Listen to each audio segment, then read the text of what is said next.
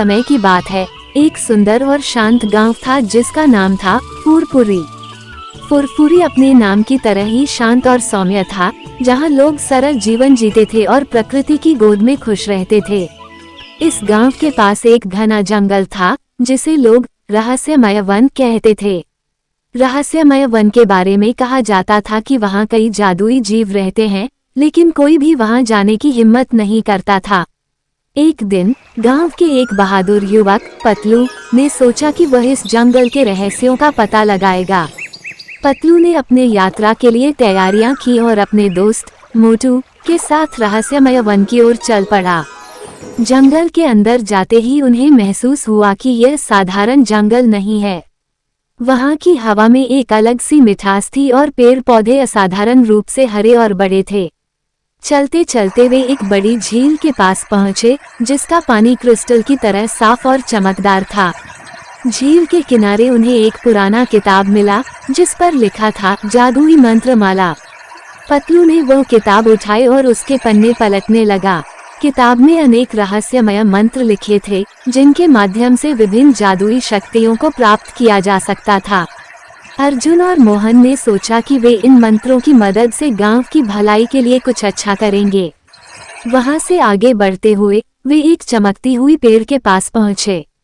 पेड़ के पास जाने पर उन्होंने देखा कि वहां एक अद्भुत रत्न रखा हुआ है, जो चारों ओर प्रकाश फैला रहा था। जैसे ही पतलू ने उस रत्न को छुआ, उसे एक जादुई आवाज सुनाई दी। तुम्हारी परीक्षा की घड़ी आ गई है। यदि तुम इस रत्न के योग्य हो तो तुम्हें अपनी भलाई और साहस का प्रमाण देना होगा। मोटू और पतलू ने एक दूसरे की ओर देखा और समझ गए कि यह एक कठिन चुनौती हो सकती है, लेकिन वे दोनों दृढ़ संकल्प थे और अपने गांव के लिए कुछ भी करने को तैयार थे। अचानक उनके सामने एक विशाल दरवाजा प्रकट हुआ, जिस पर लिखा था, सच्चे दिल से जो इस राह पर चलेगा वही इस दरवाजे को पार कर पाएगा। पतलू ने बिना किसी संकोच के दरवाजा खोला और वे दोनों अंदर प्रवेश कर गए। अंदर एक विशाल कक्ष था, जिसकी दीवारें जादुई थी। कक्ष के बीचों बीच एक पुराना मगर चमकदार दर्पण था। दर्पण में देखते ही पतलू और मोटू को उनके सबसे बड़े डर दिखाई देने लगे। पतलू को अपनी विफलता का डर और मोटू को अपने प्रियजनों को खोने का डर। दोनों ने अपने डर का सामना किया और एक दूसरे का समर्थन किया।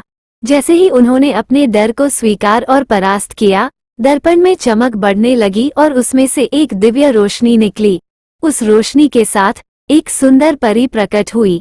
परी ने कहा, तुम दोनों ने अपनी बहादुरी और सच्चाई का परिचय दिया है। ये रत्न अब तुम्हारा है और ये तुम्हें अद्भुत शक्तियाँ प्रदान करेगा। इसका उपयोग अपने गांव और लोगों की भलाई के लिए करो। मोटू और पतलू ने रत्न लेकर गांव की ओर वापस लौट आए। गांव में पहुंचकर उन्होंने अपनी कहानी सुनाई और रत्न की शक्तियों का उपयोग गांव के विकास और सुरक्षा के लिए किया।